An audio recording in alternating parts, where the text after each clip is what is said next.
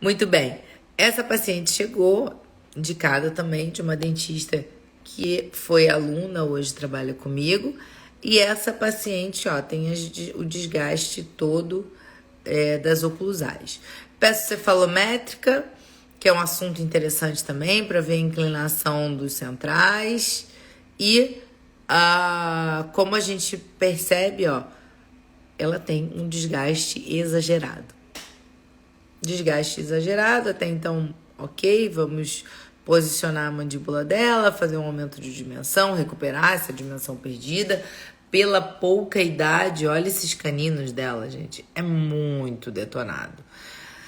Mas, inicialmente, não foi relatado nada sobre erosão. E você percebe que existe um potencial aqui possível erosivo, tá?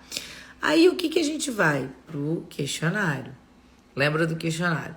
Quando a gente vai pro questionário, tá lá, de transtornos alimentares, se o paciente já teve ou não teve. E ela respondeu que sim.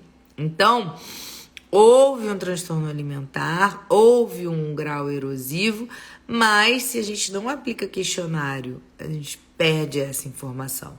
Então, questionários de anamnese, de bruxismo para função são fundamentais na nossa vida clínica. São questionários longos, mas são questionários importantes. Placa diagnóstica, pesquisa do sono. O caso dela, placa diagnóstica, primeiro dia, segundo dia, terceiro dia, quarto dia. No quinto dia eu falei que ela já não precisava mais usar.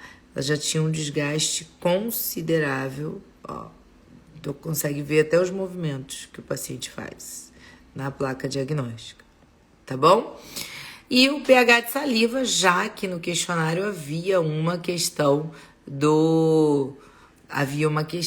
de potencial erosivo por distúrbio alimentar. Vamos fazer a polissonografia.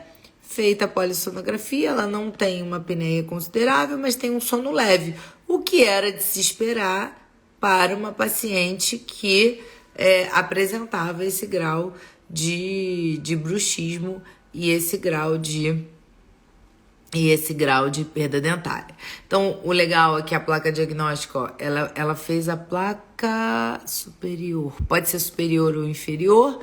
E aí você consegue ver que ela igualmente mostra o que mostra a polissonografia. O paciente dorme do lado direito, esquerdo mais, direito supinado, ó. Esquerdo e supinado. Na hora do supinado, que deve ter sido feita as apneias, né? O lado mais comum.